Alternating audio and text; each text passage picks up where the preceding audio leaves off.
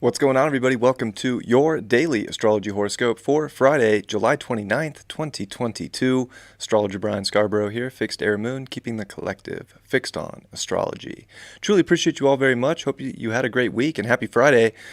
My class, for any students that are watching, it's getting postponed today because there's an event going on at High Vibe with the Leo King and Coyote Star Astrology. They're putting on a really cool second half of the year horoscope, if you will, with this Uranus, Mars, North Node, the eclipses that are coming, Mars retrograde. Going to be a really cool forecast. So check it out. It's on highvibe.tv. If you want to see that, it's going to be great. Coyote Star, Alex, is one of my favorite astrologers, just like David. So it's awesome to see them collab. Definitely worth checking out. But I can't swing class and that event. So class is going to get postponed to Saturday. So I hope to see you there. It will be at the same time, 4 p.m. Pacific, but Saturday, not Friday. All right, let's take a look at the horoscope for this Friday. Hope everybody is stoked. I'm actually pretty excited. I mean, we just came off this new moon energy in Leo, so there's such a powerful initiation here of happiness that we could be really creating in our life. I mean, joy, the right kind of drama. I think it's like, how can we turn situations around and like really almost like be the main character in this movie, and in some ways too with Leo, right? Like, stop worrying about what everybody else is doing. Like, just focus on your happiness and initiate life based on that. We have Jupiter that's stationed retrograde, but the sun is working on that trine over to it. So, I mean, these are the two biggest planetary bodies, right? The sun being a luminary, it's the sun, it's huge. Jupiter's huge and ginormous too. And really, it's a great reception because Jupiter does not mind being in Leo, because Jupiter is, of course, a fire, rules Sagittarius in fire. And the sun is exalted in Aries. So, gosh, even though this like just went station, it's like, as long as you're focused on your story and your happiness and your creative pursuits and the love and the heart energy in your life, and you're starting this Friday with that, and even coming into a little bit of tomorrow as that moon finishes up, because it's the moon and the sun here, like, you're going to be opening up so many doors. But this moon in Leo is going to meet with Mercury, and I would say the big news is with the Mercury there too, we are seeing the square to the nodes, but also the moon square Mars, Uranus, and the North Node in Taurus. So there is this big T-square energy, of course, to the moon and Mercury, which I think is having us really emotionally commit ourselves to understanding our happiness, to understanding the things that are going to feel supportive in our life, that are very creative, that are opening these doors, that you're taking that vision of these big moves that you want to see happen. And I think that there's a radicalness with Uranus square the moon. I think that you can feel like there's change taking place, yes, but I mean, these could be changes that are so meant to happen because they're actually going to bring you happiness. It's almost like the South Node saying, okay, all the stuff that is intense, that you're holding on to for no reason, that doesn't make you happy, that isn't of value, can we just let those things die in Scorpio so that rebirth can take place here in Taurus? And I think that that's where we're seeing this big opening, is as long as you're focused on the stuff that you love and the stuff that feels amazing, you're going to make the right changes, like whatever it is. And I think that we can definitely want to understand what the changes are going to be right away, or we might feel more comfortable if, we see where these sides are connecting. But it's ultimately like, it shows up when it shows up. So instead of like worrying about change or worrying about things, it's just a response to happiness. It's pretty simple. And I think that as long as you're focused on what lights you up, you're going to see that in the best way. You can definitely want to, I would say with the moon, Mercury, express your emotions, express how you're feeling. If you're not feeling into something, if it's not lighting you up, say it, but say it from like a nurturing, caring, supportive role, and it's supportive for yourself or even supportive for someone else. Like, look, I appreciate that you want to do this, but even with Venus in Cancer, I'm not feeling comfortable. And of course, it's Venus and Lilith still. So just don't commit yourselves to things in life that don't feel good. They're not going to show up in a way that's going to be productive for you. They're going to show up in ways that are making you feel like you're tied and bonded to something for eternity, when actually that might be the thing. You could feel like you're being like welded to something right now, a story or a path or a journey that isn't of your heart, that isn't of your most authentic, true character, with literally no mask. Because Leo is the sun, it's the soul. I mean, it's just the full expression of self. So I think there's a lot of pressure here just saying be yourself, express yourself, don't do things that don't feel good.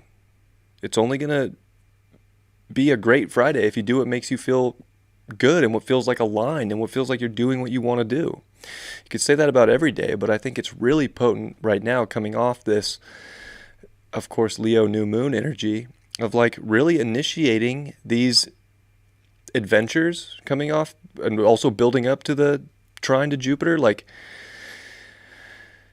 gosh, we got to start like putting one foot in front of the other on this journey. Like, might as well do it now.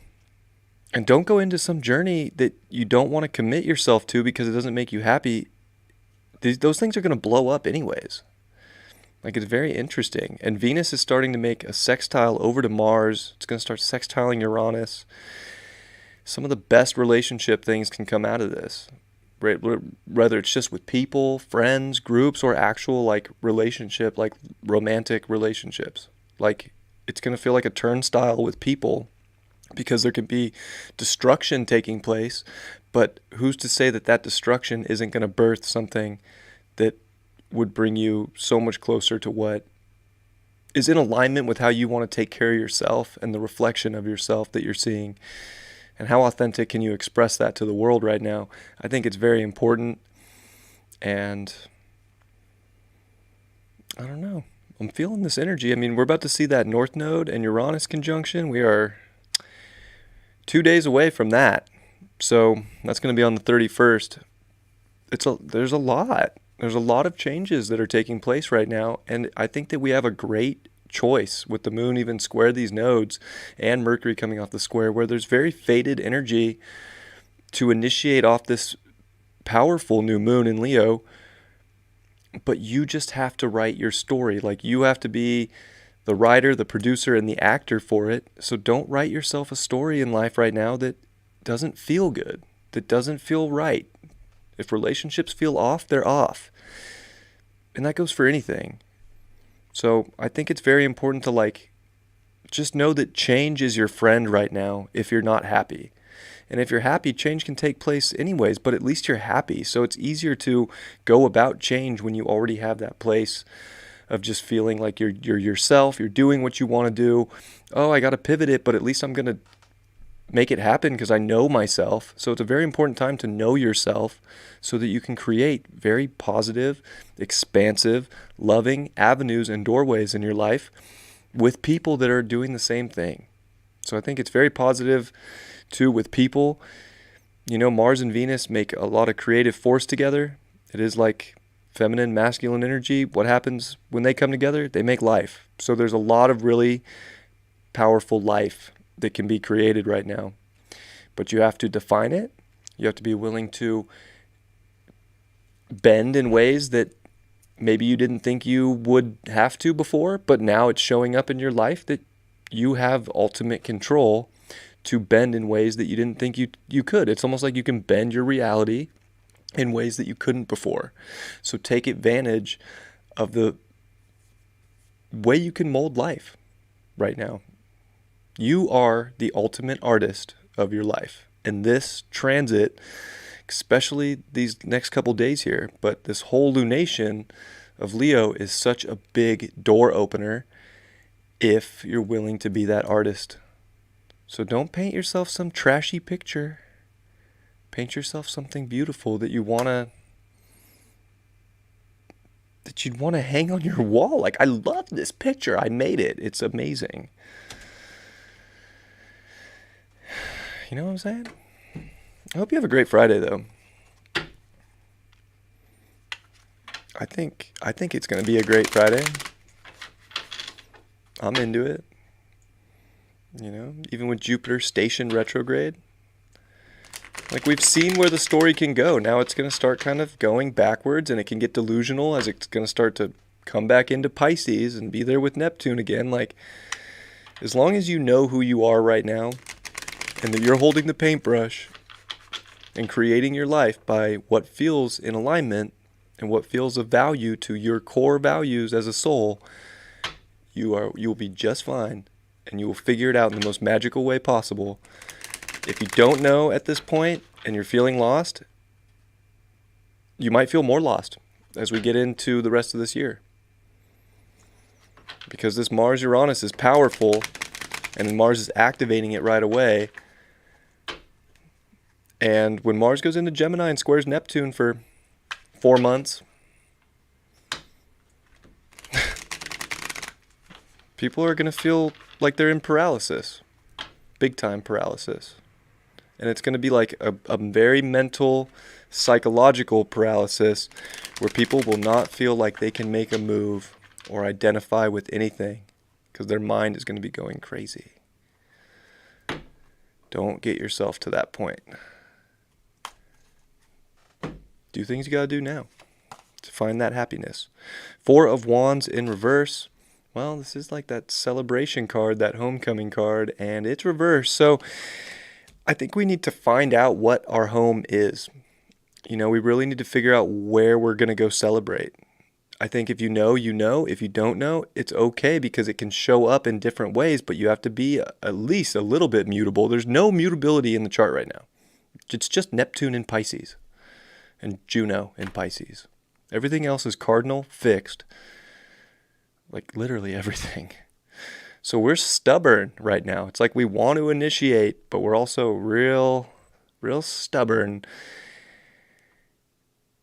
You got to be able to pivot to make a change right now, to find that celebration, that homecoming within yourself, to know that you can make it happen. 7 of Cups upright.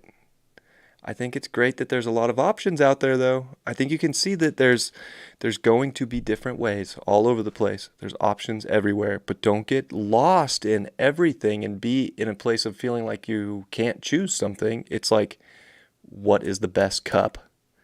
What is going to be the most fulfilling, the most happy? Just go that way. There's going to be an array of emotions, an array of feelings. Don't get lost. Embrace all that's out there, but go after the best thing that'll make you feel most at home in yourself. And the 6 of Cups in reverse. This card always to me is like, don't stop looking at the past. It's time to like emotionally kind of grow up here and stay in the present and do the necessary steps and go forward in the necessary direction that is of the future that you ultimately want, that will be fulfilling. So I think we're trying to go a little bit back into the past and say like, oh, well, this didn't work in the past. Well, that doesn't matter. And if you loved something and you want to go for it, maybe now's the time. Like, listen to how you're feeling and do it now. Don't worry about past results or, nostalgia. It can be a beautiful thing. But in the end, all you have is now. Create the now that's going to build the future and the tracks that you want to be on. That's going to lead you to your home within yourself in the most powerful, abundant, beautiful ways. This is a potent time. So be potent in your life. It's a strong, dignified sun. It's beautiful. It has to go through a lot, but we have to remember who we are and use that identity and that, it is ego in many ways, but we got to put that energy in motion. If it's the ego, it's like, where are we putting our energy? Where's that energy going? I mean, ego can go the other way too. It could be like easing God out. We don't want to ease God out. We want to let fate guide us, but we feel that fate from our emotion. We got to put that energy somewhere. So I think this Friday is a good time to like look at where things are going in your life. Put the energy into the things that you love the most. If you're committing to things that are bringing unhappiness into your life, you're going to feel it, and you're going to feel like you can't make the change or the pivot that you really want to make. It's important. I didn't know I was going to say that today, but apparently it's important. All right. I love you all very much. I hope you have a beautiful Friday. I'll see you all for the weekend forecast tomorrow. And I'll see everybody in my class on Saturday as well, because class is getting postponed for tomorrow. It is what it is. I love you all very much. Have a beautiful Friday, and I will see you later. Much love. Peace.